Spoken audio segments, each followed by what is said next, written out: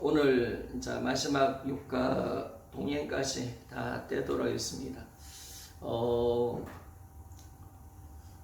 오늘 이제 세 번째 시간을 하는데요. 세 번째 시간을 하는데,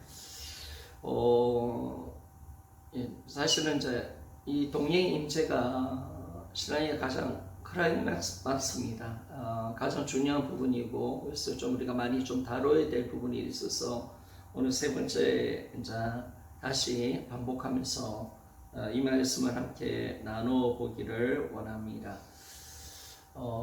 저부터 좀 반복을 좀 할게요. 육감이다 동행. 예수님이 내 안에 계신다. 이게 이제 우리 믿음이 되어집니다.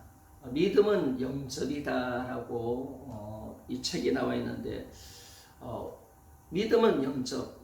우리가 요한복음 1장 12절에 보니까 영접하는 자고 그 이름을 믿는 자들에게는 하나님의 자녀되는 권세를 주셨으니 라고 말씀을 이제 하니까, 여기서 보니까 우리가 하나님 자녀되는 권세를 얻는다, 이게 중요한 것이 아니라 영접이 뭐냐, 예수 그리스도를 우리가 믿는 것, 그분을 내 마음속에 모시는 것, 이것이 이제 정확하게 우리에게 말씀해주고, 이 영접이 우리 믿음이 된다는 것을 말씀해 줍니다. 그러면 신약의 믿음은 어떤 믿음이냐? 바로 임재지, 임재. 예수님이 내 안에 들어오셔서 나와 함께 하신다. 이게 이제 진정한 참된 믿음이 되는 것입니다. 그러니까 참된 믿음은 뭐냐면, 예수님이 지금 나와 함께 계시는 것과, 그리고 나와 함께 계신다는 이 사실을 믿는 것이 진짜 참된 믿음이 되어지는 겁니다. 그러니까 임재가 우리 기독교의 믿음이 된다는 것을 말씀해 주는 거죠. 성경 한 구절 좀 찾아볼까요? 성경 한 구절, 고린도 후서 우리 13장 5절 말씀입니다. 고린도 후서 13장 5절 말씀.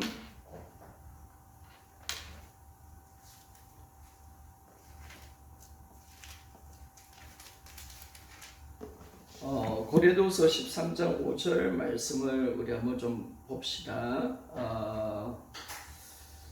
제가 한번 읽어볼게요. 너희는 믿음 안에 있는가? 너희 자신을 시험하고 너희 자신을 확정하라. 예수께서 너희 안에 계시는 줄을 너희가 스스로 알지 못하느냐? 그렇지 않으면 너희는 버림받은 자니라 라고 말씀을 하고 있습니다. 이 바울이 지금 너희들이 믿음 있는가 없는가 라는 것을 고린도 교인들에게 질문을 던지고 있습니다. 너희들이 믿음 안에 있는가? 너희 믿음을 시험하고 확정하라는 겁니다. 근데 우리가 이걸 어떻게 시험하고 확정할 수가 있느냐라는 것을 보니까, 예수께서 너희 안에 계시는 줄을 너희가 스스로 알지 못하느냐. 그러니까 참된 믿음은 뭐라고 말을 하냐면, 바로 예수님이 내 안에 계신다는 것. 그걸 너희들이 진짜 믿고 있느냐 안 믿고 있느냐. 믿는다면 어떻게 이렇게 살아갈 수 있고, 너희들이 어떻게 서로 정죄하고 판단하고 엄란한 짓을 할 수가 있느냐 라고 질문을 던져보는 거죠. 그래서 믿는 자의 마음속에는 반드시 예수님이 있다라는 것을 전제하고 있습니다. 믿음은 전제잖아요. 바로 예수님이 내 안에 들어오셔서 나와 함께 하시는 것, 이것이 참된 믿음이라는 겁니다. 그래서 참된 믿음을 갖고 있느냐는 것을 우리가 알 수 있는 것은 뭐냐면, 지금 예수님이 나와 함께 계신다는 것을 믿는 사람은 참된 믿음을 가진 겁니다. 그러면 이걸 안 믿는 사람은 믿는 게 아니죠. 거짓된 믿음이죠. 우리는 반드시 이 믿음의 자리로 들어가게 되어져 있습니다. 그러니까 우리 신앙이 이제는 뭐냐면, 주님과 동행부터 시작되는 거죠. 주님의 임재와 동행을 누릴 수 있는 자리로 들어가게 되었습니다. 그러니까 주님이 내 안에 들어오셨기 때문에 임재가 되는 것이, 내가 어떤 주님을 기도 가운데 콜링하고 내 열심으로, 그게 아니라 이미 주님이 우리의 신앙생활 속에서 영접이라는 것을 우리에게 허락하시고, 우리 안에 예수님이 있다는 이 믿음으로 살아가라. 이것이 우리 신약에 살고 있는 성도들의 믿음이 되어지는 것을 알게 되었습니다. 그래서 우리가 믿음은 뭐냐? 예수님이 내 안에 계신다. 이걸 믿는 거죠.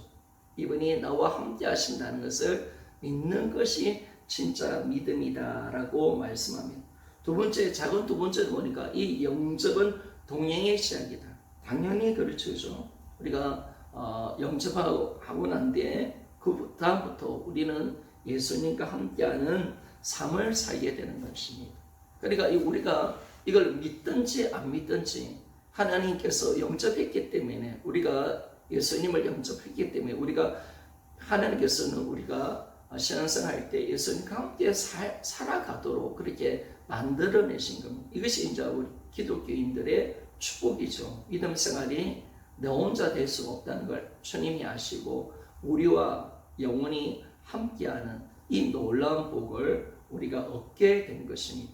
그 시작이 뭐냐면 영접이다. 그러니까 우리는 구원받을 때부터 우리는 예수와 함께하는 삶을 살게 되도록 하나님께서 믿음을 만들어내신 겁니다.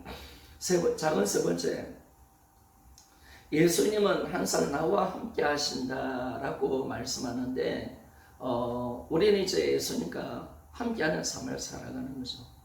지난주 제가 어떤 이야기를 했습니까?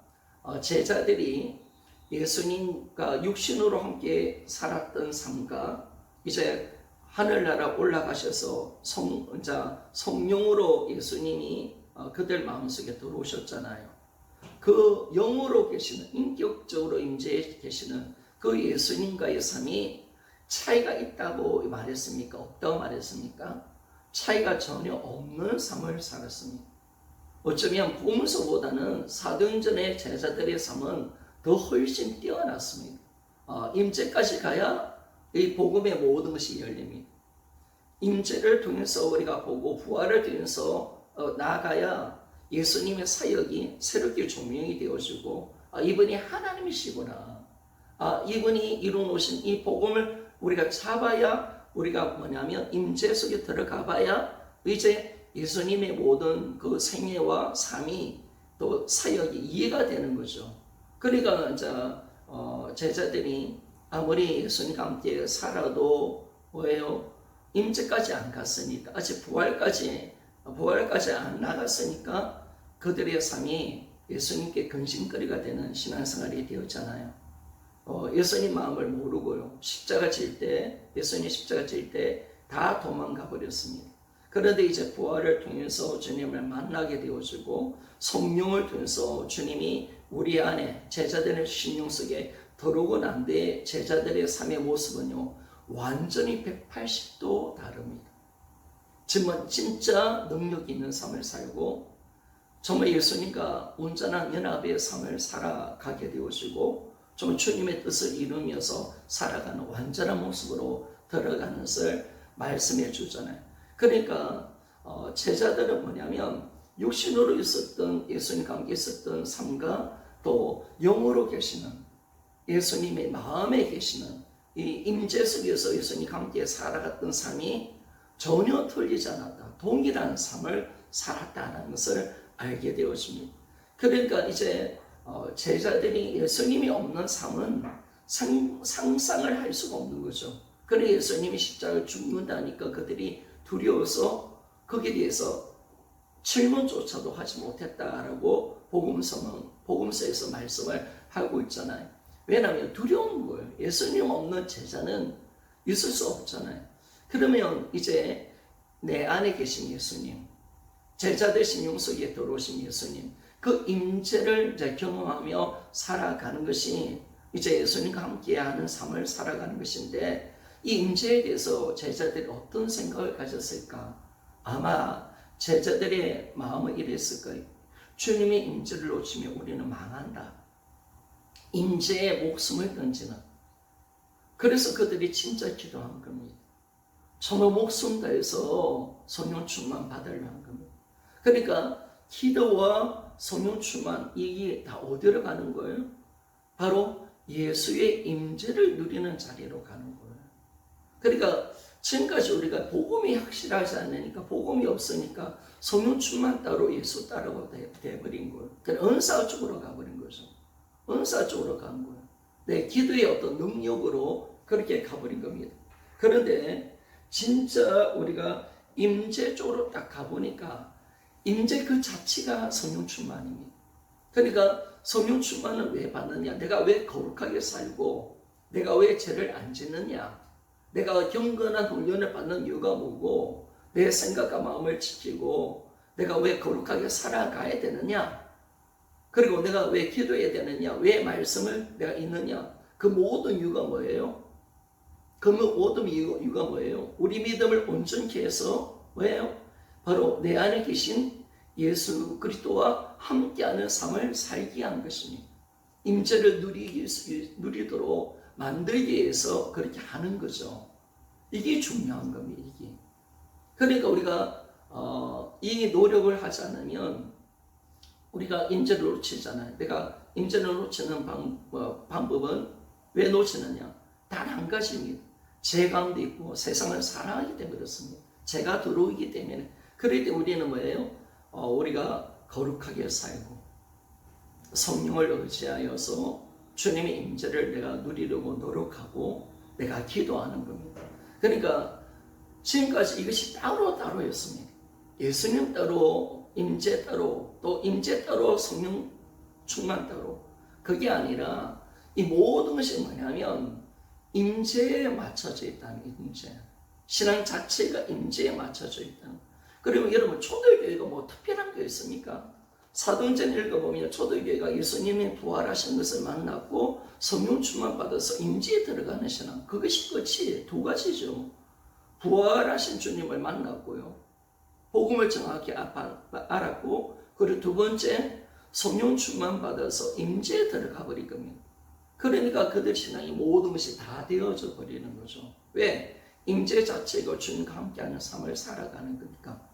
그래서 임재에 목숨을 던질 수밖에 없다라는 것을 우리에게 말씀해 줍니다. 그래서 세 번째, 예수님은 항상 나와 함께 하신다. 이게 참 너무나 감사한 거죠. 여러분 구약의 임재와 신약의 임재를 제가 지난주도 잠깐 이야기를 했지만은 구약은 특별한 사람, 특별한 시간 속에 하나님이 임재해 주겠다, 함께 해 주겠다라고 말씀을 했고요. 그리고 그 임재가 다니엘적인 임재였습니다. 이따가 또 떠나버리고 죄를 지으면 또 선지자조차도 왕조차도 하나님께서 임재를 약속했지만은 죄를 지으면 또 임재가 안 되어지는 그런 일들이 일어났습니다.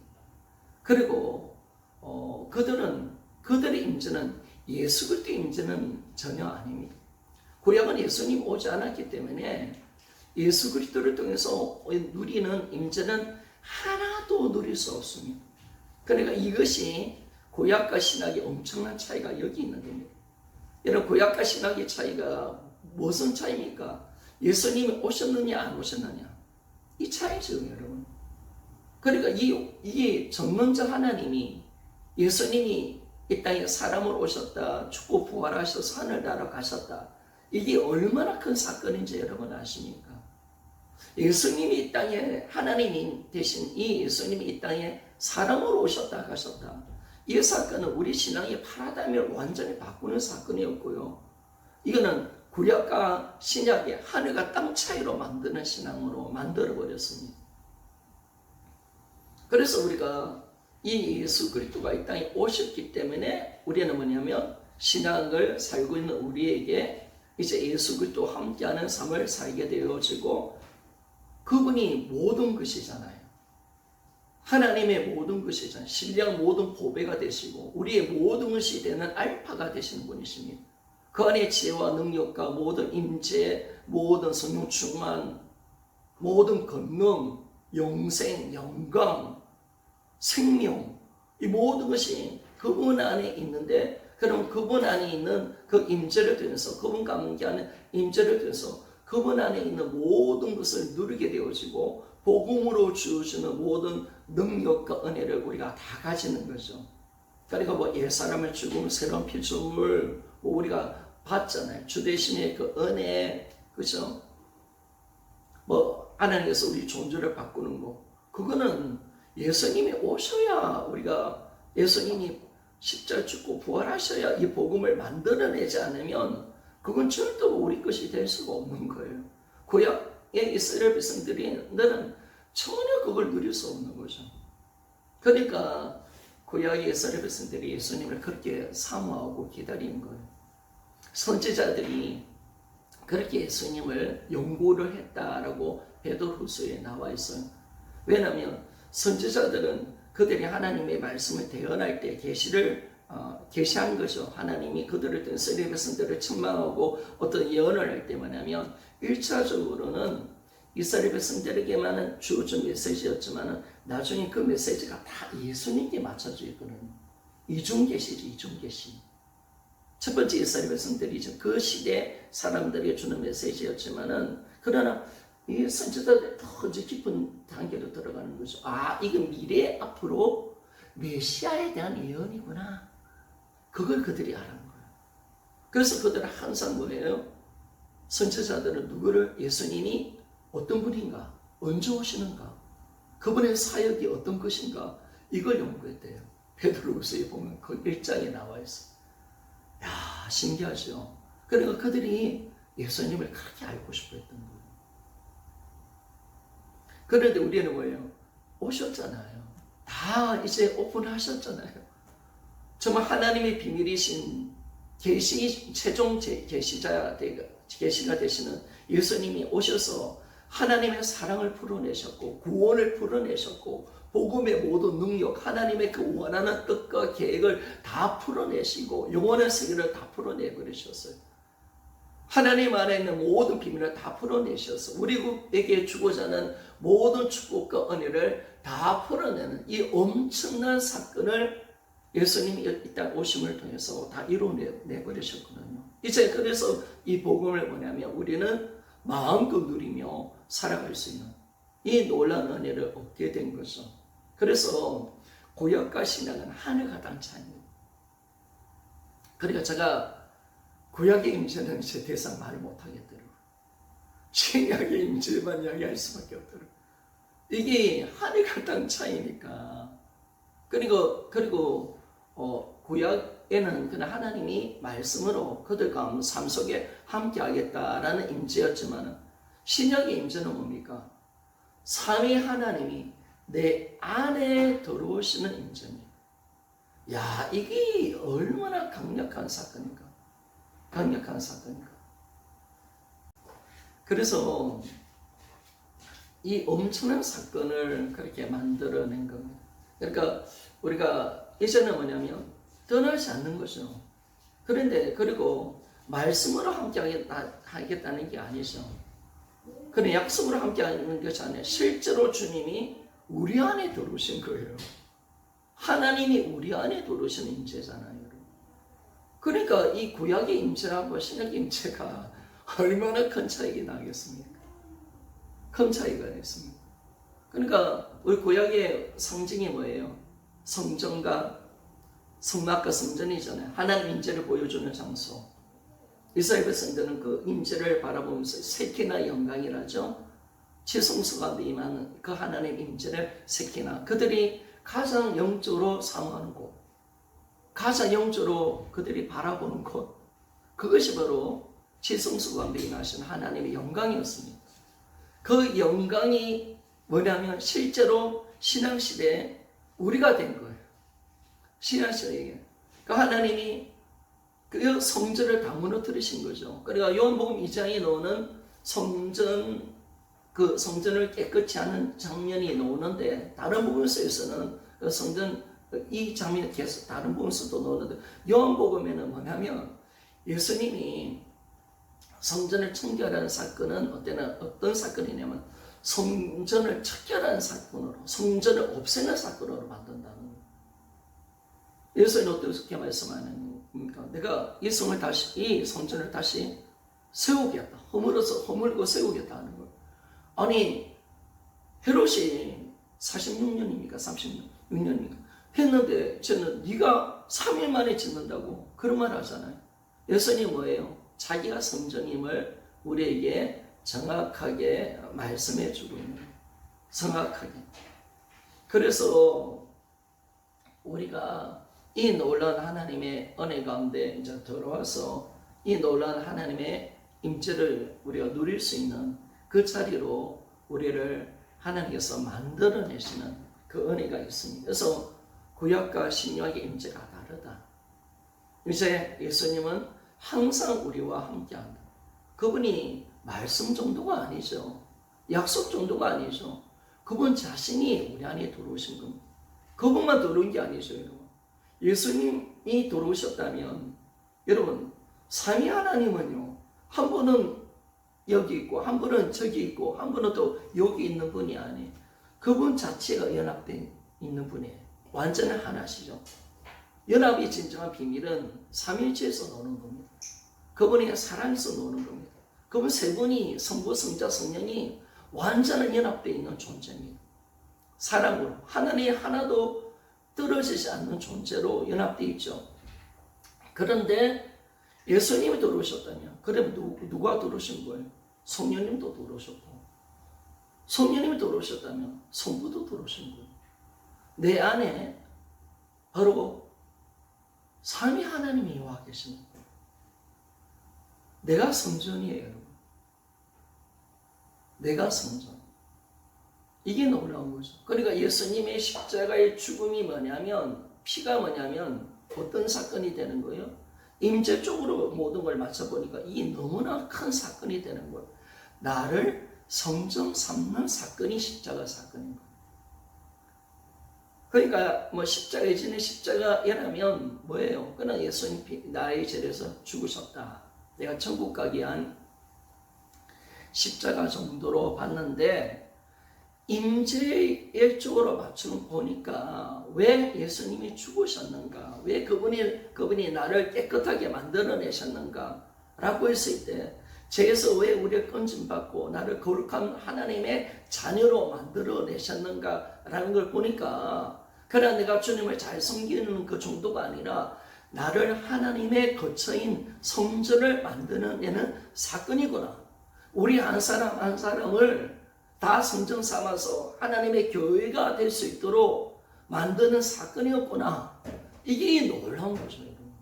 그러니까 임재가 풀어져야 이게 나오는 거예요. 그러니까 임재가 안 풀리니까 내가 하나님의 성전이라는 사실을 고린도전서 3장 16절에 말씀을 하고 있는데 이게 크게 안 다가오는 거예요. 그런데 진짜 딱 보니까 임재, 내 안에 예수님이 들어오셨고, 여러분 성전이 다른 곳이 성전이 아니잖아요. 여러분. 야곱이 아람으로 외선전에 도망갈 때 베델에서 주님을 만나잖아요.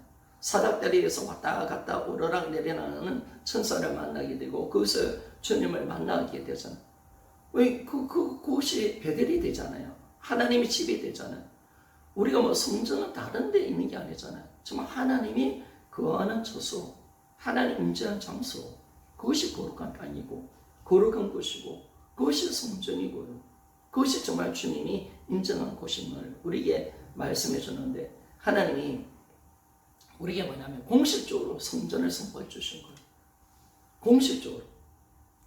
예루살렘 시온산에 있는 예루살렘에 있는 그 성전, 그것만이 성전이라고 주님 말씀했던 것처럼 주님이 신약에 와서는 이제 뭐만의 성전이냐? 바로 예수 피로 거룩하게 되어진 백성들이 바로 성전이다. 그렇게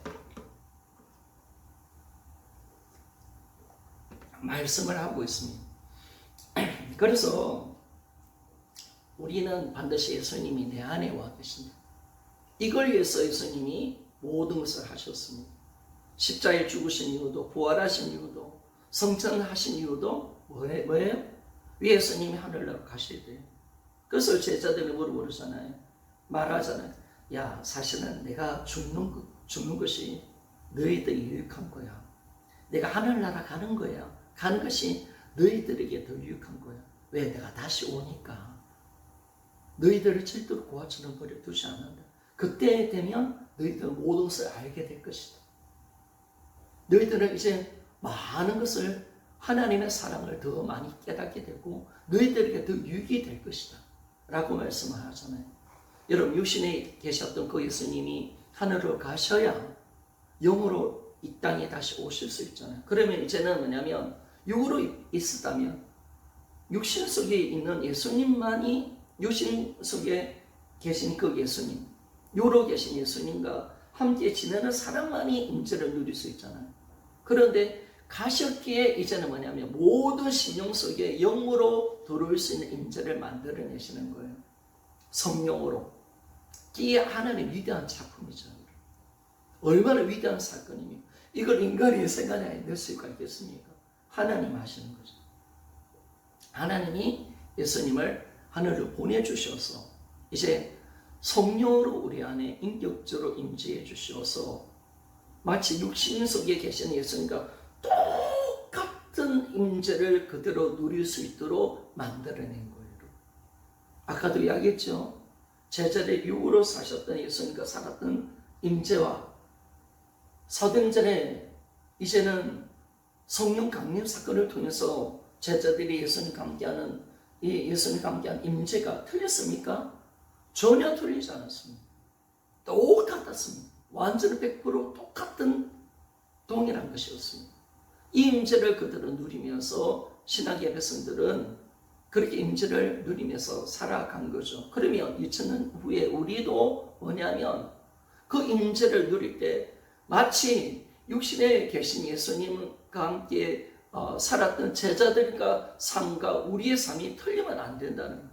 똑같이 그 임재를 누리며 살아가는 그것이 진짜 신앙의 모습인 것을 말씀해 줍니다. 진짜 주님과 날마다 함께하는 삶, 주님과 손잡고 가는 삶, 주님과 모든 대화를 나누고요, 주님과 모든 사역을 함께하고, 주님과 함께 자고, 주님과 함께 먹고, 주님과 함께 대화 나누고, 24시간 365일 매 순간 매 초마다 주님과 날마다 함께하는 신앙생활, 이게 바로 임재가 되어버리는 거죠.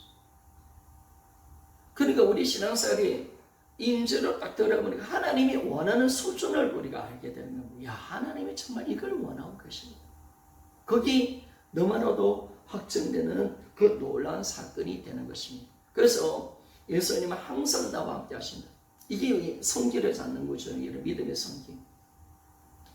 지난주도 이 부분을 이야기했지만 우리가 믿음으로 승리할 수 있는 것은 예수님이 내 안에 와 계신다는 것을 내가 딱 붙드는 순간 모든 것을 이기게 되어져 있습니다. 결국 주님이 살아계신다. 나와 함께 하신다. 이분이 나를 사랑하시고 나를 도우시는 분이시다. 이게 우리 믿음이잖아요. 이 믿음을 딱 가지면 어떤 순간에도 안 무너집니다. 오뚜기처럼요 다시 일어납니다. 아무리 강력한 고난이 오더라도 여러분 주님의 임재가 느끼시는데요, 주님과 함께 사는데요, 죽음이 뭐가 두렵겠습니까? 순교가 뭐가 두렵겠습니까?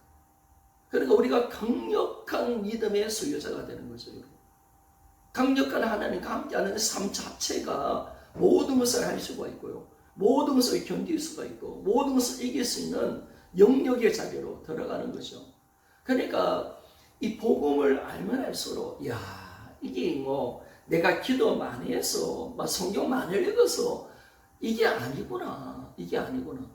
진짜 주님이 이 엄청난 임재를 만들어내셨고 이 임재가 얼마나 큰 사건이라는 사실을 내가 알면 알수록 야, 이거 진짜 이 주님 복음이라는 능력이 얼마나 대단한 것이고 야, 임재가 이렇게 큰 능력이라는 사실을 아니까 여기에 목숨 던져야 되겠구나. 이게 이제 나오는 거죠. 그래서 제자들은 예수님이 항상 함께 하겠다라는 약속을 주셨을 때 제삼명령을 주고 마태복음 28장에 제삼명령을 주고 항상 함께 하겠다라는 그 약속의 말씀을 주셨을 때 제자들은 임재를 어떻게 잡았냐면 사명으로 잡았다는 거예요. 아는 거죠, 제자들도. 왜? 주님 없이는 아무것도 할 수 없다는 걸 아는 거예요. 주님 없는 그들은 진짜 깡이라는 걸 아는 거예요. 아, 이것만이 내가 살 길이다. 그래서 그들은 기도의 자리로 들어가는 거예요. 주님을 진짜 잡는 거죠, 여러분. 주님과 함께하는 삶을 속에서 몸부림치며 나가는 거죠. 그들의 믿음이 약해지지 않게 해서 정말 이제 이 믿음의 자리로 온전하게 이제 들어가는 그 신앙의 자리로 들어가서 하나님과 함께하는 임재, 삼위 하나님과 함께하는 이 엄청난 그 임재를 그들이 마음껏 누리면서 신앙의 승리자가 되고 하나님이 요구하시는 이 사명을 온전하게 감당하는 그런 자가 되는 것을 알 수가 있습니다.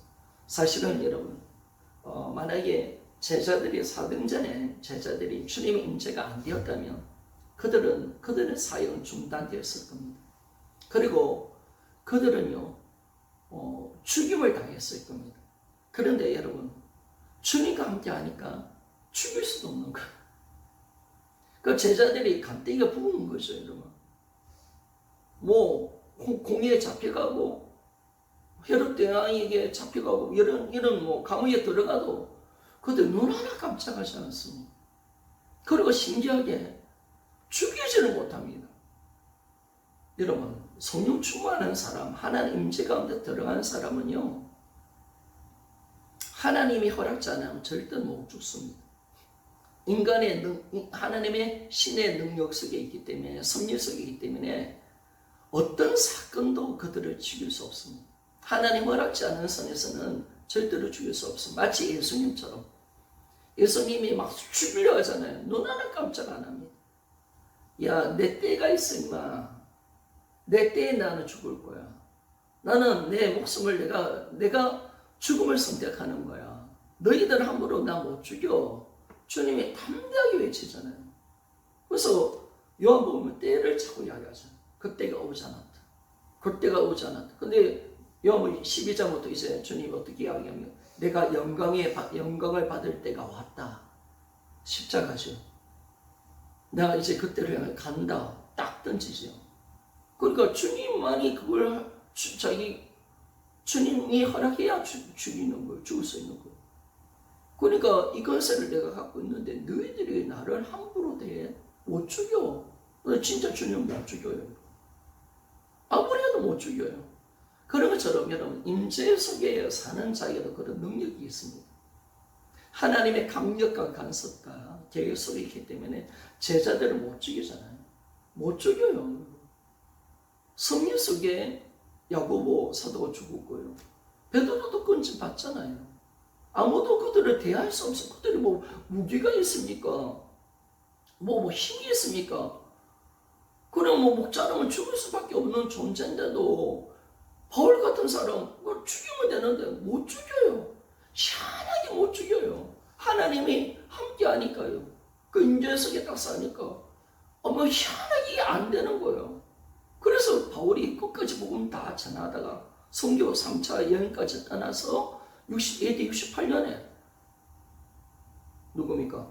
네로 황제에게 참수형을 당해서 사명 감당하고 가는 거잖아요. 그러니까 임재가 얼마나 큰 능력인가.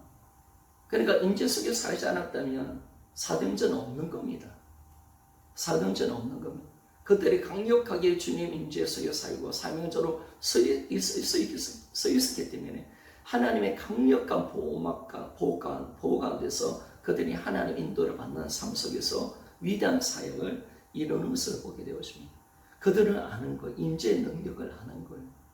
그리고 임재가 전부이라는 걸 사실을 알아요.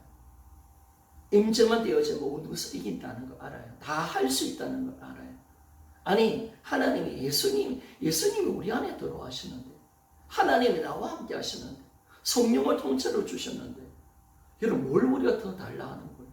그분 안에 살고, 그분의 은혜 속에 살기만 하면, 그분과 임재 속에 살기만 하면 끝나는 거죠. 사실 임재가 성령 충만이더라고요. 임재가.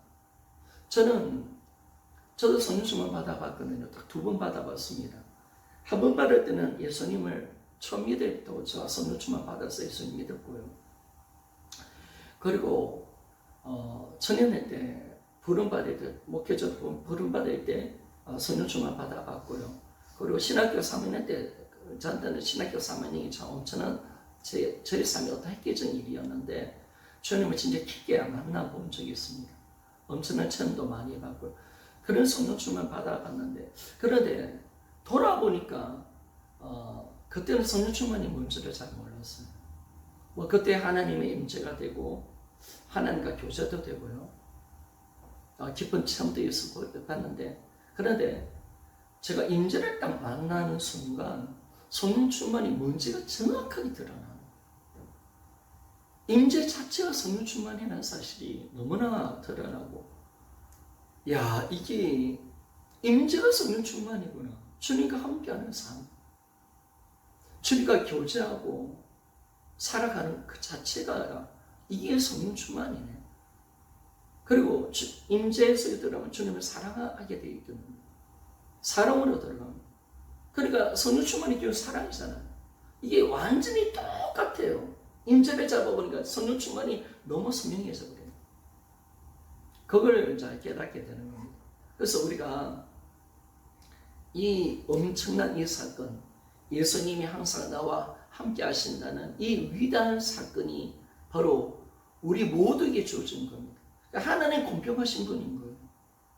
어떤 사람은 안 되게 하고 어떤 사람은 되게 하고 이게 아니잖아요. 하나님 다 되게 하시는 거예요. 처음부터 하나님이 임재로부터 시작할 수 있도록 영접을 시키신 거예요, 우리를. 그러니까 하나님이 주시는 이 엄청난 사건이 얼마나 대단한가. 그러니까 복음을 만나면요, 임재를 경험하면 다른 은사, 다른 복, 다른 능력을 추정할 수가 없어요. 이게 얼마나 큰 사건인 것을 우리가 알고, 나를 성전 삼아서 그분이 내 안에 들어오시는 사건이 얼마나 위대한 사건인가. 아니, 지금 우주보다 크신 그분이 내 안에 와 계신다니까요. 창조주가 내 안에 와 계신다니까요. 이런 우리 어떤 지각으로 이게 감당이 됩니까, 여러분? 그분이 나와 영원히 함께 해주시고 나의 주가 되어주시고 나와 함께 하신다는 이 사건 하나가, 야, 이 신앙을 완전히 이기는 신앙으로 들어가게 만들어버린다는 걸 아니까 다른 것을 말할 수 없어요. 뭐 세상의 복음을 알고 난데 복음의 은혜를 내가 이야기하지, 세상에 어떤 잘 되는 거, 자녀 잘 되고 출세하는 거, 여러분 그게 무슨 복이 될 수가 있겠습니까? 그거는 아무것도 아니죠, 여러분. 그러니까 우리가 이 복음을 알면 하나님께 미칠 수밖에 없고 복음에 미칠 수밖에 없습니다.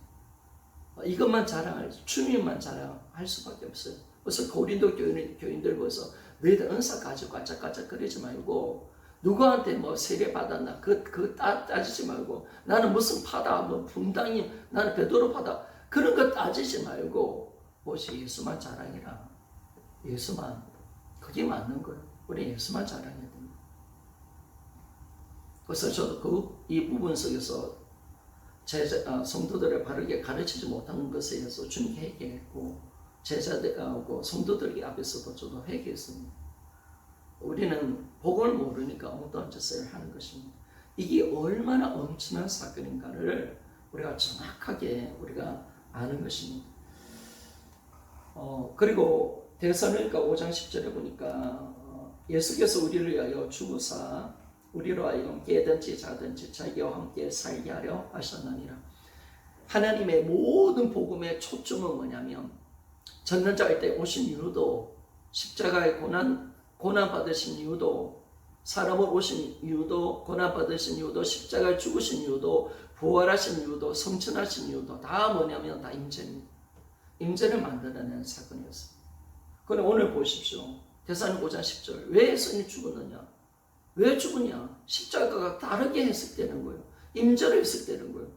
어떻게 해석하냐면, 예수께서 우리를 위해서 죽으사 우리로 하여금 깨든지 자든지 자기와 함께 살게 하려 하셨느니라. 임재를 만들기 위한 십자가였다라고 말씀하잖아요. 우리를 우리가 죄가 있으면 안 되잖아요. 우리가 거룩해야 되잖아요. 거룩한 성전이 되려면 우리가 죄가 없는 상태가 되어야 되잖아요. 그래서 예수님이 십자가에 죽으심을 통해서 그 예수님의 십자가의 보혈을 통해서 우리 모든 죄가 용서를 받는 거죠, 여러분. 죄가 없는 자가 된 거죠. 그러니까 주님이 내 안에 들어오신 거죠. 주님의 피로 오늘도 주님의 보혈의 그 은혜 속에서 우리가 죄 용서를 받는 하나님의 거룩한 주님의 백성이 되는 것, 하나님의 성전이 되어 있는 것, 이게 얼마나 큰 사건입니까? 그러니까 임재를 모르면 복음의 문이 열리지 않고, 복음이 진짜 왜 십자가 부활 이게 어디를 향하여 가는 것인지 그걸 우리가 알아낼 수가 없습니다. 그런데 진짜 모든 복음의 포커스는 어디로 가느냐? 바로 임재로 갑니다. 임재로. 그리고 나중에 예수님이 다시 오신 이유도 뭐예요? 그것도 임재죠, 여러분. 예수님이 왜 오시는가요? 바로 하나님과 우리가 예수님과 영원히 사는 임재잖아요. 지금 영으로 임재지만 천국에서 지금 그래도 이 땅에서 어둠 속에 살고 있잖아요. 주님의 재림이 오면 이제는 뭐냐면 이 어둠에서 우리가 나오는 거죠. 어둠이 우리가 사는 곳이 아니죠. 천국이죠. 하나님과 영원히 함께하는 거. 이제 임재의 그 영광을 완전히 보는 거죠. 완전히. 이제는 지금은 우리가 임재를 누리려면 믿음을 가지고 노력해야 돼요. 내가 깨끗하게 살아야 돼. 육신을 입고 있기 때문에. 내가 기도해야 돼. 왜? 세상에 치고 드는 생각이 있고 마귀가 우리를 건드리니까 날마다 깨어 있어야 돼요. 말씀을 더 들어야 돼요. 그런데 천국의 임재는 영원한 임재입니다. 그럴 필요가 없어요. 예수님을 우리가 더 이상 알 필요도 없어요. 얼굴과 얼굴이 맞대어 보고 그분과 직접 대화를 나누고요. 하나님의 영광을 직접 우리가 보는 자가 되어주고, 그렇죠? 그래서 우리도 완전한 임재 가운데 들어가는 것이 천국의 상임입니다. 하나님은 그것까지 만들어내기 위한 것입니다. 그래서 모든 것이 뭐냐면 임재구나.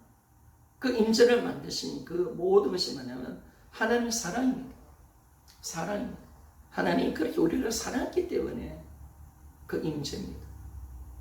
우리 자녀 사모주는 것도 임재고 모든 것이 다 임재인데, 그럼 왜 하나님이 우리가 그렇게 우리를 이런 귀한 복을 주셨을까? 왜 아들까지 죽이시면서 일을 하셨을까? 왜 우리에게 이 천국을 주셨을까? 여러분 왜 그렇다고 생각합니까? 하나님이 우리를 사랑하셨기 때문에 사랑입니다. 근데 복음이 사랑이죠, 여러분. 임재가 사랑입니다. 하나님이 이 모든 것을 행하신 이유가 사랑밖에 없어요. 우리의 어떤 조건 1%도 없습니다. 준웅이 잘하는 거 1% 때문에 내 아들을 보낼게 한 적이 없습니다. 우리에게는 아무것도 없습니다. 주님의 십자가를 만들어낼 이유가 아무것도 없습니다. 우리는 진노의 자녀고 마귀의 새끼였습니다. 마땅히 우리는 죽을 때 인생이지만은 하나님이 일방적으로 우리를 사랑하셨기에 이 복음을 만들어내신 겁니다. 그러니까 이것이 복음의 사랑입니다. 그러니까 우리는 이 복음 앞에 언제 무너지느냐? 주님의 사랑을, 십자가의 사랑을, 임재의 사랑을, 저 하나님의 그 위대한 우주보다 큰 사랑을 내가 만날 때 그분 앞에 굴복되는 것입니다. 굴복되는 겁니다. 그러니까 여러분 우리가 사랑의 주님을 만나는 거죠. 십자가에서. 두려운 하나님을 만나는 건 아닙니다. 사랑 앞에 굴복되고 그분을 진실하게 내가 믿고 주 대신도 그 사랑을 아니까 마땅히 내 인생을 드리고 자발적으로 되는 거지. 하나님 무서우니까 내 심판받는다, 너 지옥이야, 그렇게 한다면 이 신앙이 참 불행해지는 겁니다. 정말 하나님의 위대한 사랑을 알고 이 복음이 그걸 보여주고 있거든요. 그리고 우리 복음으로 나오는 거예요. 십자가 앞으로 노는 거예요. 그렇게 와봐야 하나님의 사랑이 얼마나 크다는 거, 독생자 가운데에서 나타나신 하나님의 사랑이 얼마나 크다는 것을 알고 우리가 하나님을 믿게 되어지고 그 사랑이 굴복되어서 나도 주님을 사랑하는 그 신앙의 자리로 들어가 이제 신앙생활을 사랑으로 하는 겁니다. 사랑으로. 율법이 아닙니다. 하나님의 사랑받는 자녀로서 십자가의 사랑의 은혜를 아는 자로서 하나님과 함께하는 임재를 누리는 자로서 복음의 은혜를 받은 자로서 우리가 주님을 사랑하기에 그분의 계명을 지키고 그분께 예비하고 그분께 기도하고 죄를 안 지려고 그분에 위해서 살려고 하는 것은 다 사랑으로 가는 겁니다. 사랑이 아니라 다 깡이죠. 그런데 복음이 안 되니까 뭐 안 되는 성도를 움직이려니까 뭐예요? 율법으로 치는 거죠. 율법이죠. 너 그러면 지옥 가? 너 하나님 혼나? 너 그러면 귀신이 역사하는 거야. 말씀 지켜야 돼? 안 지키면 안 돼? 자꾸 그런 식으로 눌리고 힘들게 하고 협박하는 거죠. 그리고 안 되면 이제 조직을 만들어내고 안 되면 막 스티커라도 붙여가지고 스티커죠. 뭐 새벽기도 안 하면 스티커를 붙여가서도 하는 거예요. 억지로 돌리는 거예요. 그래야 우리가 복 받는 거야. 이렇게 하는 게 종교 생활을 하도록 그렇게 유도를 하는 거죠. 그렇게 간다면 우리 신앙이 비참해지는 겁니다. 그런데 신앙의 성도들, 구약의 신실한 믿음의 성도들이 뭐 하나님 협박해서 그렇겠습니까? 주님을 사랑하기 때문에 그렇죠. 그래서 모든 율법의 강령, 선지자의 강령이 뭐예요? 마음과 목숨과 힘을 다하여 하나님을 사랑하라. 그죠. 하나님께서 모든 율법을 온전히 하셨습니다. 없애버린 것이 아니라 사랑을 하라는 새 계명을 주셨다. 주님이 말씀하신 거죠. 이제 신앙시대에서는 새 계명밖에 없는 거예요. 사랑. 바로 이의 사랑을 내가 받았고 이의 사랑을 해주시는 하나님과 함께 살기 때문에 사랑으로 하나님의 모든 계명을 다 이루며 나아가는 겁니다. 그렇게 가야 진짜 우리가 뭐예요? 온전한 믿음 생활이 되는 것이 율법이 아니잖아요. 아직까지 우리 구약에 살고 있습니까? 아니잖아요. 우리는 신약에 살고 있습니다. 신약은 율법입니다. 근데 예수님 올 때까지잖아요. 올 때까지. 신약의 율법이 완성하신 예수님 오셨잖아요. 그럼 우리는 주님을 사랑하는 사랑으로 모든 것이 신앙생활의 모든 동기가 사랑으로, 내가 계명을 지키는 것도 사랑으로, 내가 기도하는 것도 사랑으로, 내가 예배하는 것도 사랑으로, 내가 전도하는 것도 사랑으로, 내가 헌신하는 것도 사랑으로. 그것밖에 없는 겁니다. 사랑이 아니라면 하나님 안 받으십니다. 사랑이 절정입니다. 사랑이 없으면 다 깡입니다. 그래서 고린도전서 12장에 은사를 9가지 은사를 이야기하면서 13장에 딱 이야기할 때 어떻게 이야기합니까? 너 사랑이 없으면 다 울리는 갱갈이야. 사랑을 옮길 만한 믿음이 있어도 그거 다 의미 없는 거야. 네 몸을 불살라 줄지라도 하나님 앞에는 별로 가치 없는 거야. 그렇게 말씀하잖아요. 네가 예언할 능력이 있다고, 모든 것을 알 수 있는 능력이 있다고, 그것도 가치 없는 거야. 사랑이 제일이야 라고 말을 하는 거죠. 그래 임재가 같이 가보니까 사랑으로 나가는 거죠. 저희 교회가 지금 그걸 하고 있거든요. 그래서 사랑으로 신앙이 마무리가 되더라고요. 그래서 우리가 좀 많이 나가는데요. 많이 나갔는데 우리가 예수님이 나와 함께 하신다는 거, 이게 얼마나 큰 사건인가. 신약의 인재와 구약의 인재가 정말 다르다라는 것을 우리가 알게 되어지고, 그리고 우리가 주님이 나와 항상 한다, 나를 떠나지 않는다, 이게 얼마나 큰 은혜인지 우리가 그러니까 넘어져도 다시 일어날 수가 있고요, 죄를 지어도 다시 일어날 수 있는 힘이 여기 있는 거고, 그죠? 우리 신앙의 승리가 여기 있는 것을 우리가 알 수가 있습니다.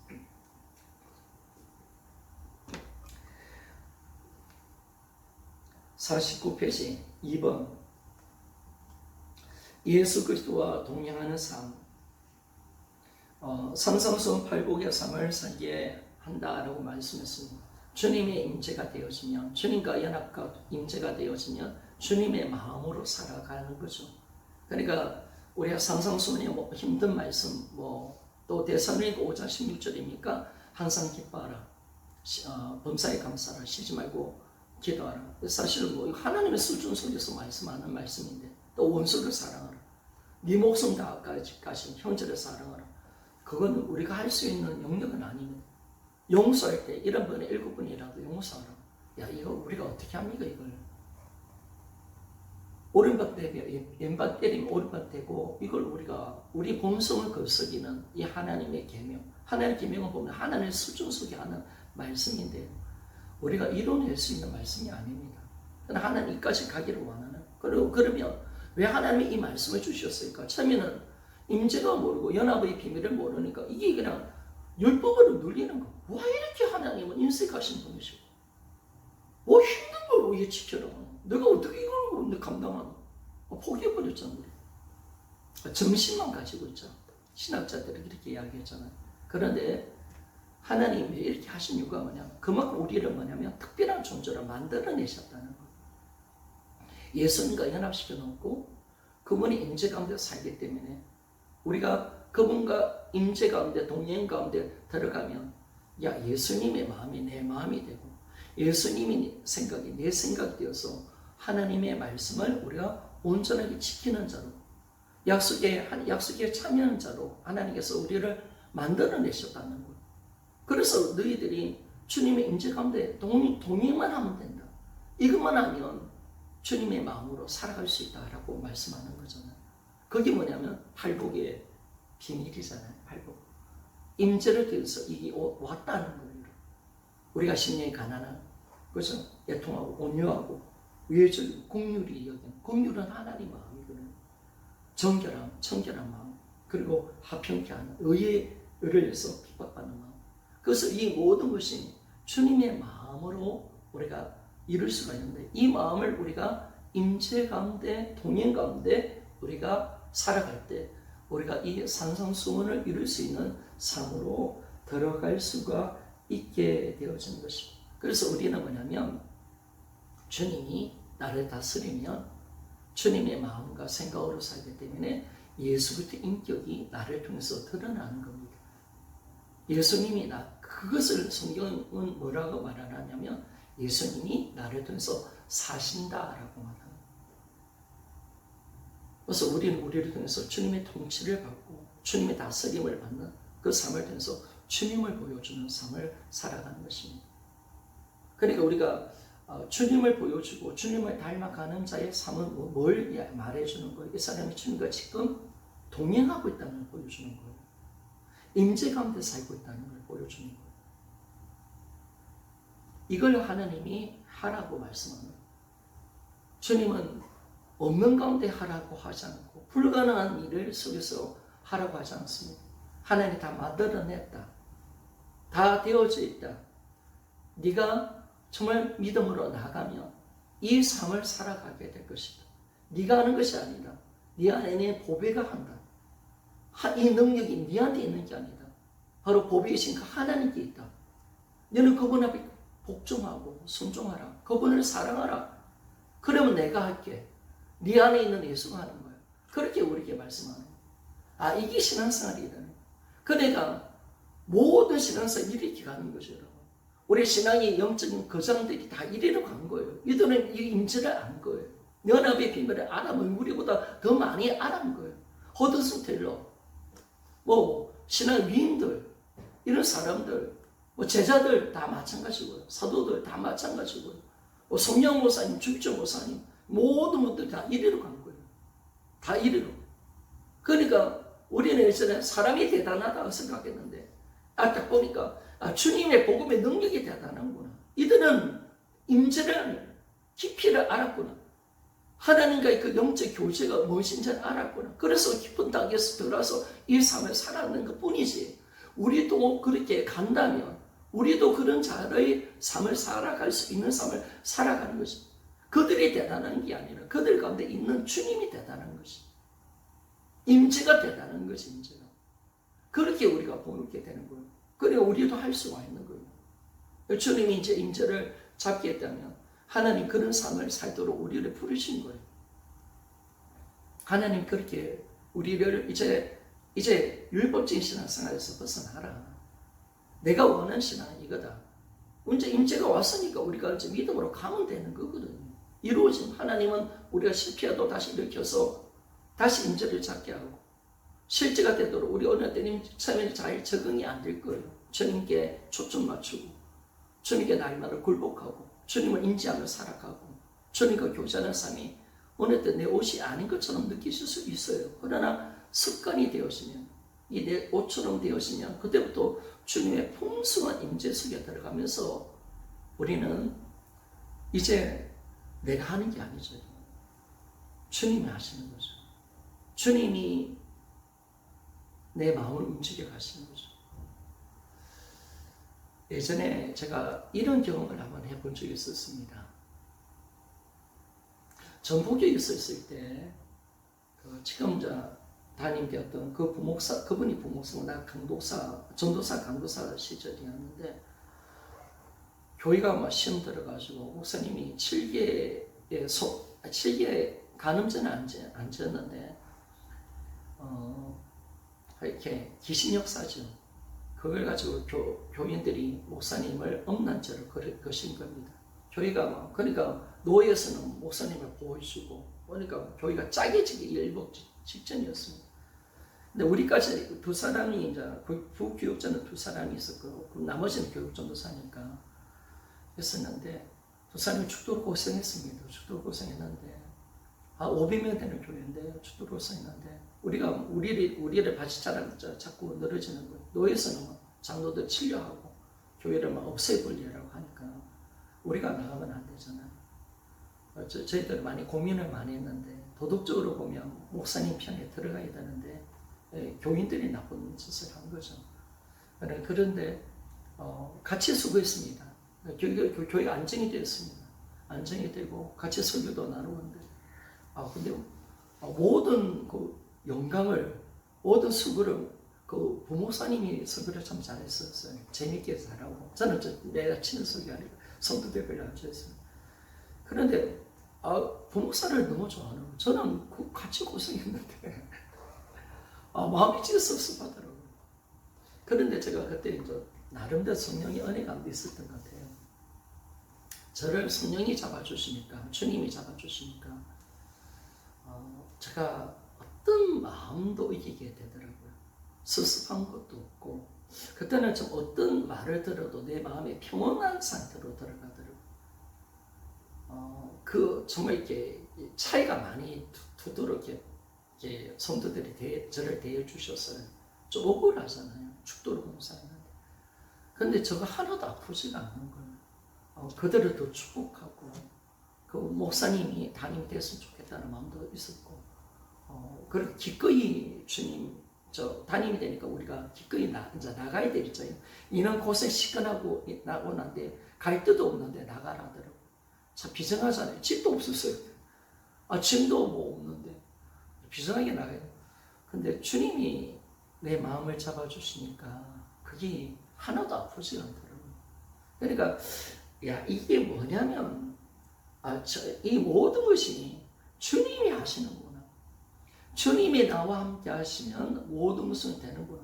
내 마음, 감정, 어떤 말도 이길 수 있는 것도 주님이 함께하면 이길 수가 있고, 내 생각조차라도 주님이 장악하면 내가 사람들의 그 잘못된 행동을 통해서 내 마음이 비뚤어져야 되는데, 그 생각조차도 사랑할 수 있도록 만들어주고 남을 축복할 수 있도록, 내가 진짜 그 목사님을 축복했거든요.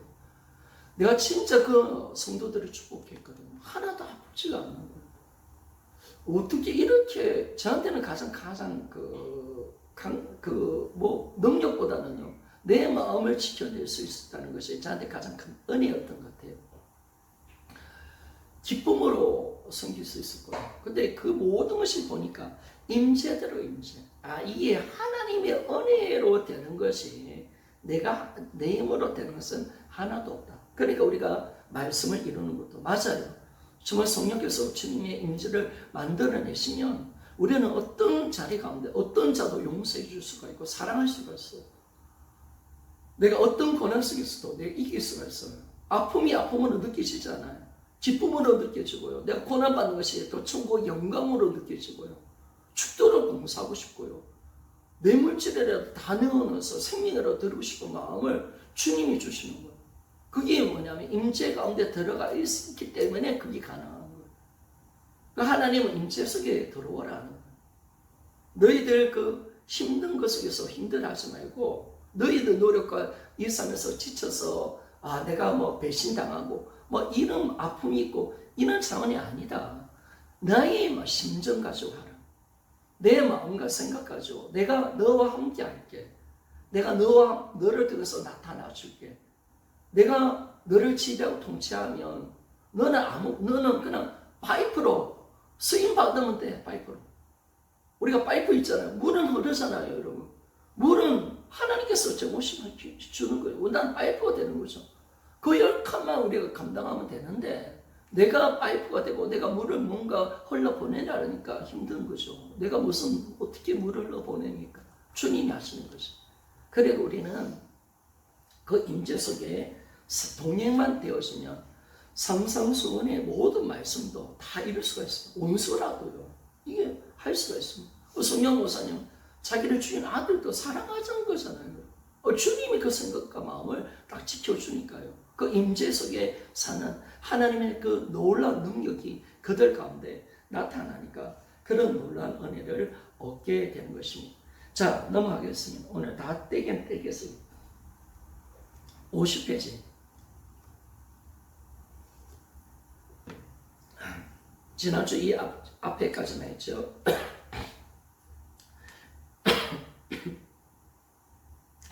죄에 대한 승리하는 삶을 살게 된 두 번째 임재가 첫 번째 하나님의 말씀을 이룰 수 있는 자로 살아가도록 만드시고요. 동행만 되어지면 들고, 그리고 두 번째 죄에 대한 승리를 할 수 있도록 주님이 만들어 주시는 것입니다. 여러분, 주님이 내 안에 계시기 때문에 우리는 어떤 존재가 되느냐? 죄를 함부로 지을 수 없는 존재를 주님이 만들어내신 겁니다. 여러분, 임재를 통해서 내가 주님이 인지가 되어지면 여러분, 내 안에 주님이 계시는데 내가 함부로 말할 수 있겠습니까? 내가 욕심을 가질 수 있겠습니까? 못하는 거예요. 그러니까 임재가 우리를 지켜주는 거예요. 그리고 우리가 항상 임재 속에 살지 않으면 어둠이 우리 안에 덤벼옵니다. 죄 가운데 무너지고 물질 때문에 넘어집니다. 남자 목사님 칠개 때문에 넘어집니다. 그러니까 이게요, 딱 보니까 어떻게 이기느냐?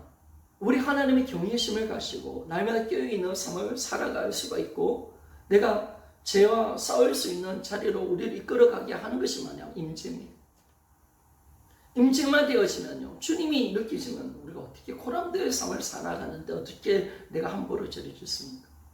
주님을 어떻게 주님 안에 나의 모든 삶을 다 감찰하고 오시고 주님 내 안에 계시고 성령이 내 안에 와 계시는데 내가 어떻게 함부로 부정적인 말을 하고 엄란한 말을 하고 더러운 말을 하고 짜증내고 분노하고 미워할 수가 있겠습니까? 다 임재가 안 되지니까 이게 뭐냐면 그런 거예요. 그런데 자, 이 복음이라는 것이 참 대단한 것은 뭐냐면 이런 부활이 딱 되어지니까 하나님 말씀이 모든 것이 아멘이잖아요. 이 실제잖아요. 그러면 이제 내가 느끼든 안 느끼든 임재는 되어 있는 겁니다. 그러니까 이 부활을 통해서 하나님의 모든 말씀을 믿을 수 있다는 것이 이게 대단한 사건이죠. 그러니까 내가 넘어져도 실패해도 그리고 내가 임재를 못 느껴도 주님은 내 안에 계신다는 사실 믿습니까? 이 믿음이 부활을 통해서 이루어진 거예요. 하나님의 모든 말씀을 그대로 아멘하고 받아들일 수 있다는 것이 이게 엄청난 거예요, 여러분.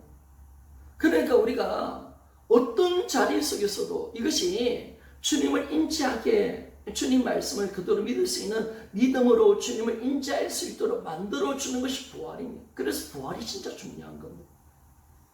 그래서 우리는 어떤 순간 속에서도 주님이 내 안에 계신다는 사실을 의심할 수 없죠. 우리가 넘어졌습니다. 함부로 말했습니다. 하나님 싫어하는 일을 했습니다. 그래도 우리는 뭐냐면 주님이 없다고 할 수는 없는 거죠. 주님은 내 안에 계심을 내가 인정할 수밖에 없죠. 그러니까 우리는 뭐예요? 끊임없이 죄와 싸울 수밖에 없는 거예요. 그래서 우리는요, 임재를 통해서 죄와 싸우는 단계로 하나님이 만들어내시는 거예요. 내 안에 계신 주님이 계시는데 이제 내가 죄를 짓는다면 내 안에 계시는 예수님을 짓밟아야 돼요. 그걸 무시해야 돼요. 그래서 우리가 성령 충만 받아 왜 죄를 안 짓습니까? 여러분 성령 충만 받아 보신 적 있죠?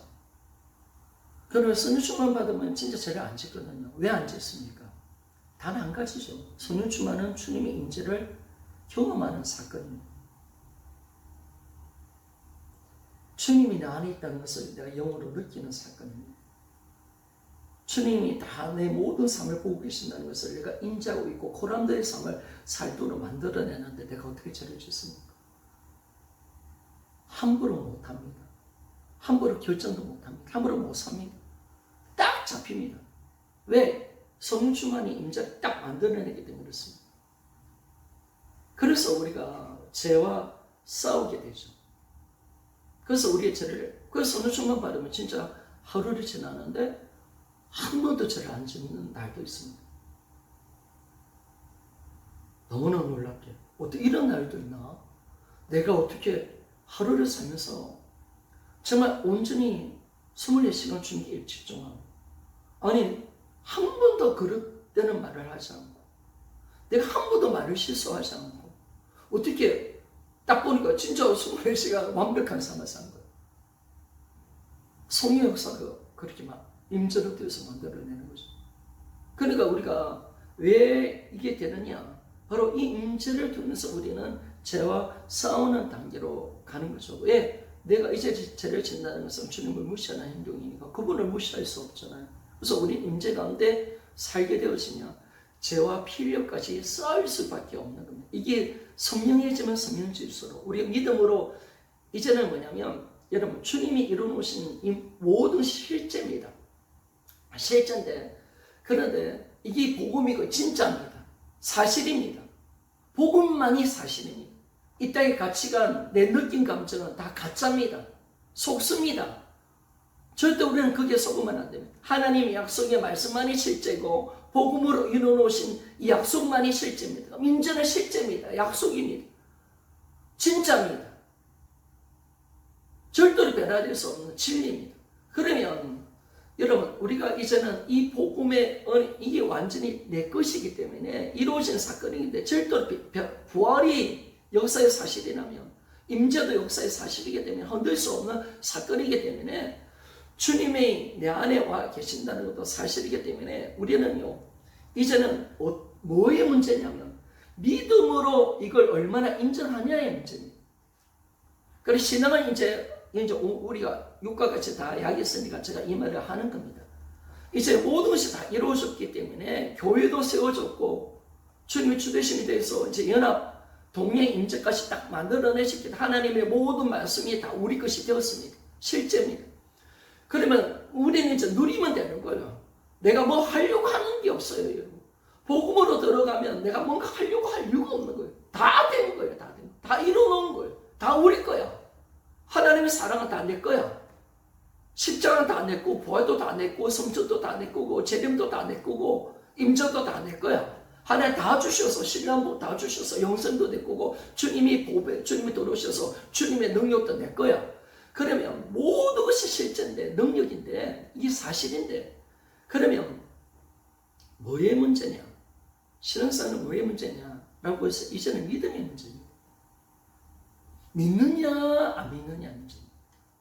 그리고 우리 믿음이 얼마나 더 사실인 이 말씀을 그대로 수용하느냐의 문제입니다.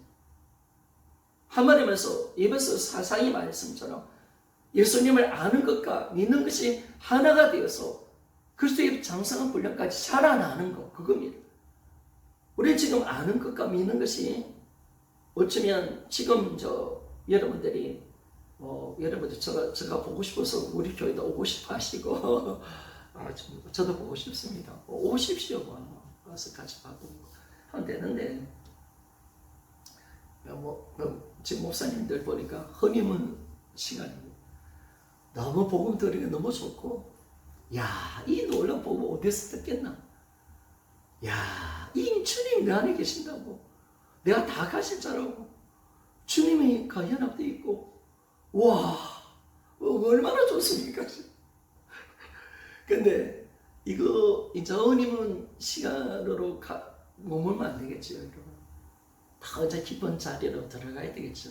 아름다운 신혼 삶을 살아가고 깊은 사랑으로 들어가야 되겠죠. 그런 우리가 처음에는 아는 것만 해도 이거 미쳐버립니다. 저도 부활복음을 통해서 이 사실을 알 때 뭘로 말을 할까요, 여러분? 이거를 표현을 못하겠어요. 그래 한번 미쳐버리는 거죠. 이거 뭘로 말로 표현을 못하겠어요. 이 복음의 이 엄청난 영광을 빛을 내가 봤으니까, 이야 하나님 오늘 죽어도 좋고요. 와 너무 행복합니다. 미쳐버리겠습니다. 제가 그 허니문 시간을 한 3년 정도 가진 것 같습니다.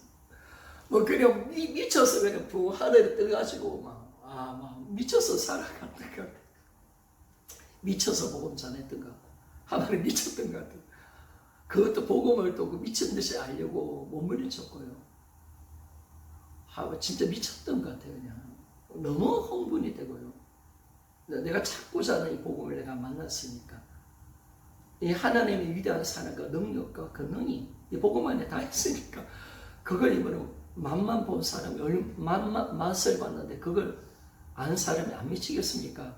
여러분 우리가 식당에 가도 맛있는 식당만 가도 지야 진짜 맛있네 하면 바로 전화하지 않습니까? 아무개야 목사님 아무개야 진짜 맛있는데 내가 알았다 야. 그래서 막 선전하고 만나는 사람마다 그 식당 진짜 맛있대. 여러분 그게 안 합니까 여러분? 그런 것처럼 우리가 미쳐서 이 복음을 전하는 것 사람들 만나서 이 복음을 전하고 이제 그런데 허니문 기간이 어느 정도 갑니다. 그런데 우리 삶은 그 여전히 변화가 되죠. 우리 사이에 열매가 없어 우리가 또 처질 수도 있습니다. 근데 중요한 것은 뭐냐면 이제는 하나님이 믿음으로 가라는 아는 것으로 지금은 아는 것으로 해도 행복하고 좋고 여러분 마음껏 누리십시오. 진짜 누리십시오. 저도 2, 3년 동안 미친 듯이 누렸던 것 같습니다. 이 복음에 취해서 놀래버릴 거예요. 그리고 만나는 사람들을 부활할 게 없다고 미쳐서 그랬는데 근데 우리가 아는 것도 좋지만요. 이제 아는 거 믿는 것이 하나가 돼야 됩니다. 아는다고 다 믿는 건 아니거든요. 하나님이 우리 믿음을 벗겨내십니다. 우리 믿음이 이제 이것이 지금까지 세상의 기준과 잘못 들었던 어떤 말씀 이런 것들에서 여전히 내가 이 복음의 강철을 받아들이는 데 있어서 내가 스스로 막는 것이 있어요. 이걸 주님이 자꾸 벗겨내십니다. 양파를 끄집어내서 벗겨내듯이 자꾸 그리고 또 보니까 어떤 감정도 들어와요. 근데 오늘 내 옛사람이 죽었다는 걸 믿는데 남편과 싸웠어요. 내 꼬라지 보니까 죽은 것 같지가 않아. 여전히 옛사람 살아있는 것 같아. 근데 복음은 또 죽었다 하니까 이거 어떻게 하지? 진짜 복음은 김준호 목사는 또 죽었다 하고 성경에 또 나와 있으니까 안 믿을 수는 없고 부활이 또 진짜니까 또 믿어야 되니까 하나님 아멘은 하는데 옛사람이 죽었다는 걸 잘 안 믿겨줘요. 그래도 믿을게요. 이렇게 가는 거예요. 하나님이 자꾸 어디로 가냐면 진짜 죽었다는 사실을 경험할 수 있도록 우리 믿음을 먼저 가십니다. 어저께 우리 사모가 어떤 부교목자교 목사님 카톡에 그 메시지 있잖아요. 자기 메시지 저는 내신을 벗어라 이것이 그건데 어떤 목사님 혼승용 목사님이라고 그분이 그 앞에 카톡 인사말에 뭘 했냐면 나는 죽었다 이걸 적어놨더라고요. 그 교회가 아마 옛사람이 죽음이 돼서 이야기하겠죠. 또 목사님도 이제 그 목사님 저보다 더 부활 복음 오래 잡았습니다. 그분 6년인가 7년째라고 제가 5년 차인데요. 그 목사님도 왜 옛사람 죽었다는 것이 이제 더 확정되는 거예요. 진짜 죽었구나. 진짜 죽었구나. 진짜 내가 죽었네. 성도들이 가게 지금 보면 나누고 있겠지. 옛사람이 죽음이 돼서 이게 얼마나 큰 선물입니까? 은혜입니까? 이런 자료로 주님이 자꾸 만들어 가시는 거예요. 그래서 우리가 하나님이 이제 믿음의 차원으로 가는 거예요. 그럼 내가 믿은 만큼 내가 누리게 되는 거예요. 그래서 우리 믿음이 자라나야 돼. 아는 것과 믿는 것이 완전히 하나가 되어서 예수 그리스도까지 자라는, 주님이 이루어놓으신 복음을 완전히 누리는 자리까지, 예수의 형상을 만들어내는 자리까지, 완전히 이루는 자리까지 하나님이 자라나기를 원하고 계시는 거예요. 그래서 여러분, 죄에 대한 승리도 임재를 싸우는 겁니다. 그러니까 내가 죄와 싸우는 게 아니죠. 내가 마귀와 싸우는 게 아니죠. 뭐예요? 성령 충만한 은혜 가운데서 들어가, 임재로 들어가, 뭐예요? 그분과 함께 싸우는 거죠. 그분과 함께 싸우는 거죠. 주님이 나와 함께 하시고 주님이 주인 되심을 인정하는 믿음 속에 죄를 이기고 마귀를 이기며, 저번에 제가 주대 전방에 어떤 자매, 아들이 귀신 들린 최향미 자매 오리를 준 것 같은데, 그 아들이 귀신 들렸는데 주대심을 통해서 주님을 정확하게 영접하니까 그 아들의 속에 들렸던 귀신의 소리가 떠나버렸잖아요. 여러분, 진짜 축사, 귀신을 쫓아내는 사역은 진짜 주님을 진짜 믿으면 떠납니다. 진짜 주인을 바꾸면 떠납니다. 진짜 주님이 함께하면요, 어둠이 어떻게 들어옵니까, 여러분? 악한 자가 우리를 어떻게 만집니까? 틈을 보여주고 있으니까 들어와 있는 거지. 진짜 거듭나지 않으니까 그 악한 것이 우리를 만질 수가 있는 거지. 우리 몸이 주인 것으로 바뀌어버리는데, 우리 주님의 소유가 되어버리는데 감히 어떻게 악한 것이 우리를 만질 수가 있겠습니까? 말이 안 되는 거죠. 그러니까 모든 신앙의 영적 싸움이 어디서 시작되는가? 임재로 되는 겁니다. 그러니까 우리가 죄와 싸우는 것, 이 싸움도 우리가 이제는 주님을 무시할 수 없잖아요. 주님을 무시하지 못하기 때문에 우리가 주님이 자꾸 우리에게 임재 속에 들어가도록 주님이 만들어내십니다. 임재 속에 있다는 사실을 깨닫게 해주십니다. 네가 죄를 져도 나는 너 안에 있다는 사실을 자꾸 확증해 주십니다. 내가 그 속에서도 내가 고통을 받고 있지만 내가 너를 떠나지 않았다. 내가 아파하고 있다는 것을 자꾸 말씀해 주면서 그렇게 임재 가운데 들어가도록 만들어 줍니다.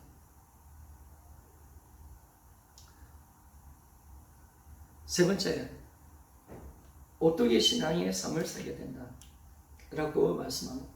오늘 보니까 다 못하겠어요. 어쩔 수 없습니다. 3분까지 하고 4분과 5분은 합시다. 왜냐하면 임재를 좀 더 풀어내야 되기 때문에 그렇습니다. 아마 제가 다음 주도 만약에 교재 없이 한다면 아마 임재를 다룰 수 있고, 그래서 제가 다 풀어내겠습니다. 제가 아는 만큼. 그래서 그렇게 3분까지만 합시다. 오뚜기 신앙의 삶을 살게 된다라고 말씀합니다. 자, 고린도후서 4장 7절에서 9절. 우리 말씀 한번 읽어봅시다. 시작. 우리가 이 보배를 지극세에 가졌으니 이는 능력의 신이 큰 것이 하나님께 있고 우리에게 있지 아니함을 알게 하려 함이라. 우리가 사방으로 우겨섬을 당하여도 쌓이지 아니하며 답답한 일을 당하여도 낙심하지 아니하며 핍박을 받아도 버림받지 아니하며 거꾸로 트림을 당하여도 망하지 아니하고. 자, 임재가 진짜 복음이라면 진짜 성경의 진짜 복음의 구절이 어떤 구절일까요? 제가 보니까 고린도후서 4장 7절이 복음이에요. 그것이 임재를 말해주니까 우리가 이 보배, 고린도후서 4장 7절만 읽어볼게요. 우리가 이 보배를 지극세에 가졌으니 이는 능력의 신이 큰 것이 하나님께 있고 우리에게 있지 아니함을 알게 하려 함이라. 이게 복음입니다, 여러분. 임재의 복음입니다. 복음이 임재거든요. 모든 초점이 임재로 맞춰져 있거든요. 그러면 진짜 복음의 성경 구절은 어떤 구절이냐? 고린도후서 4장 7절이에요. 이 부활을 통해서 임재를 잡아보니까 이 구절이 굉장히 새롭게 대두가 되는 거예요. 아, 이게 진짜 복음이구나. 그런데 그 임재가 되어 있는 삶이 되어지니까 밑에 모든 삶이 되어지는 거예요. 모든 고난, 역경, 모든 힘든 것을 다 이기며 살아가는 삶이 되어지는 거예요. 이게 놀라운 거죠. 임재의 능력이라는 사실을 우리에게 말씀합니다. 그래 보니까 우리 8절부터 보니까 오교 사방이 우교 삼에 당하고 답답한 일을 당하고 핍박을 받아도 거꾸로 들면을 당하여도 이거는 우리가 당할 수 있는 최고의 고통의 자리, 힘든 자리, 고난의 자리를 인간이 당할 수 있는 최고의 경제의 힘든 자리를 말을 해주는 겁니다. 그런데도 우리가 보니까 주님의 임재가 되어지니까 이 모든 것을 이기며 승리하게 된다. 우리가 넘어져도 다시 일어나게 된다. 옥두기 삶처럼 그런 삶을 살게 되는 이 엄청난 축복이 임재 속에 드러나게 되는 것. 그러니까 우리가 할 것은 단지 하나, 내 안에 계신 주님과 함께하는 삶, 그분께 내가 지배받고 통치받는 삶, 그분과 동행하는 그 삶을 살아가는 것. 그 한 가지만 되어지면 우리는 모든 것을 이기고 모든 것을 할 수 있는 믿음의 자리로 들어가게 된다는 거예요. 그 자리로 들어오라는 거예요. 무엇으로? 주님을 향한 사랑으로 들어오라는, 주님의 사랑을 통해서 임재를 만들어내서 정말 주님의 깊은 그 임재의 능력 속에서 우리가 모든 것을 이기는 삶으로 들어오기를 주님이 요구하고 계신다는 것을 알 수가 있습니다. 그래서 우리는요, 이 모든 이 가장 힘든 이 고난의 삶 속에서 무엇으로 이기느냐? 다른 게 아니죠. 내 안에 계시는 주님을 붙드는 믿음, 주님과 함께하는 동행의 믿음을 가지고 내가 영적으로 승리하며 살아갈 수가 있는 것입니다. 그러니까 이 임재 동행이 끝이라는 거. 이게 다인 거예요. 더 이상 없어요. 우리 이 자리가 최고의 절정이에요. 하나님은 이 자리로 우리를 이끌기를 원하시는 거예요. 이 자리로. 그러니까 우리가 기도, 예배, 말씀 읽고 내가 죄를 안 짓고 그 자리에서 우리가 있으면 안 돼요. 어디까지 가야 돼요? 내가 기도의 자리까지 기도한다면 반드시 기도 속에 임재를 누리는 자리까지 들어가야 돼요. 성경을 읽으면 그 성경을 통해서 임재의 자리까지 들어가야 돼요. 주님과 관계를 가져야 돼요. 주님과 관계 회복되어야 돼요. 회복되어야 돼요. 주님과의 관계를 회복해 인격적인 교제가 되어져야 임재가 되어지니까. 그러니까 우리가 임재 속에 들어간다는 것은 뭐냐면 예전에 기도해도 방언해도 교제가 안 돼요. 교제가. 그럼 주님 임재 가운데 못 들어가는 거예요. 막혀있는 것이 있다는 거예요. 나에게 어떤 능력이 나타나도 주님과 교제가 안 되는 거예요. 깊은 사랑과 교제가 안 되는 거예요. 신앙의 문제가 여기 있는 거예요. 내가 직분을 받고 있는데도 주님, 내가 말씀을 전하는데도 내 설교를 통해서 은혜 받는 사람이 있다고 하지만 나는 주님과 깊은 사랑의 교제가 안 되는 거예요. 그러면 우리가 임재까지 못 들어가는 겁니다. 하나님은 그 관계를 회복하기를 원하는 거죠. 그런데 왜 주님과 임재가 이 인격적인 교제가 안 되느냐? 결국 우리 죄죠. 우리가 주님을 첫사랑을 놓친 겁니다. 예배소 교회처럼 첫사랑을 놓쳤던 그 죄 가운데 있기 때문에 세상을 사랑하는 마음이 우리 안에 와 있기 때문에 우리가 사역이 우상이 되어버린 거죠. 내 욕심과 정욕이 우리 안에 있는 거죠. 그래서 주님은 첫사랑을 회복하라. 이 말은 임재 안으로 들어오라는 거예요. 근데 예배소 교인들에게서 주님이 무슨 경고를 했잖아요. 첫사랑 너 처음 행위를 가시지 않으면 어디서 떨어진 것을 너희들이 빨리 회복하지 않으면 촛대로 옮기리라. 첫사랑을 잃어버리는 것이 사랑을 잃어버리는 것이 임재를 잃어버리는 것인데 이거 잃어버리면 다 끝난다는 거예요. 하나님을 향한 사랑을 잃어버리면 다 끝난다는 거예요. 반드시 회복해야 된다는 거예요. 그래서 우리는 뭐냐면 주님의 첫사랑을 회복하는 그 자리로 들어가야 주님의 임재 속에 들어갔는데 그 주님과 인격적인 교제를 우리가 어떻게 회복하느냐? 회개죠, 여러분. 내가 먼저 회개하고, 그래서 우리가 주님과 임재 속에 살고 인격적인 교제 속에 들어가는 사람은 기도가 회개가 많을 수밖에 없어요. 우리가 지옥 갈까 싶어서 회개하는 게 아니라 주님과의 관계 속에서 우리가 주님의 마음을 아프게 하는 말들, 행동들을 우리가 하잖아요. 그런 것들을 주님 앞에 내가 회개하고 내가 깨끗해져야 주님과 관계가 되었으니까 내 속에 있는 야심과 욕망과 정욕이 있고 그런 것들이 내 은밀한 죄가 있잖아요. 그 주님이 회개하고 우리가 나아갈 때 주님이 우리를 뭐냐면 인격적인 관계가 되어서 뭐냐면 사랑으로 들어가 임재로 들어가게 만들어 주시는 거예요. 그래서 우리는 이 임재 속에 들어가서 주님과 인격적인 관계를 회복하는 자리로 들어가야 합니다. 제가 보니까 첫사랑 잃어버리고 난 뒤에 그 다음부터 다 저희 삶이 어둠이었더라고요. 어둠. 내 혼자였더라고요. 그래서 힘들고 아팠는데 주님이 첫사랑을 회복하라 라고 말씀하시는 거죠. 그래서 사랑을 회복하는 그 자리 속에서 우리는 주님과의 임재를 누리며 살아가는 그 은혜가 있는데, 그런 삶이 살게 되면 모든 것을 할 수가 있고 모든 것을 이기는 신앙으로 들어가게 된다는 거예요. 성령 충만한 자리로 들어가게 된다는 거예요. 그래서 우리에게 오늘 주님이 이걸 요구하고 계신다는 사실을 우리가 정확하게 알고 우리가 이제는 임재의 깊은 은혜에 들어가기 위해서 회개. 그렇죠? 이 회개는 힘든 회개가 아니에요. 복음을 잡고 난 뒤에 회개는 힘든 회개가 아니에요.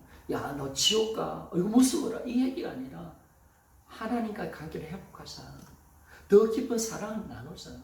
임재 속에 들어온나. 너의 죄를 용서해 줄게. 너희가 너를 사랑한다. 그러니까 네가 더 큰 은혜를 베풀어 줄게. 너 힘든 거 이제 나와 만나서 임재 속에 살면 되는 거야. 너를 내가 사랑하기에 임재로 초청하는 거야. 그러니까 회개가 뭐예요? 힘든 회개가 아니에요. 절대로 힘든 회개가 아니에요. 기쁜 회개. 즐거운 회개. 회개하면 회개할수록 마음이 더 가볍고, 회개하면 회개할수록 주님과 더 친밀해지고, 회개하면 회개할수록 하나님 임재를 누리는 그 회개의 자리로 우리를 불러주셨다는 것을 우리가 아니까 회개가 진짜 기쁜 소식. 너무 행복한 거. 예, 더 깊은 은혜의 자리로 들어가니까. 그 더 깊은 사랑으로. 그래서 우리는 그 진실한 회개의 자리로 들어가서 주님의 그 깊은 은혜를 누릴 수 있는 우리 모두가 되어지기를 원합니다. 오늘까지 하겠습니다. 우리 다시 한번 기도하며 나가기를 원합니다.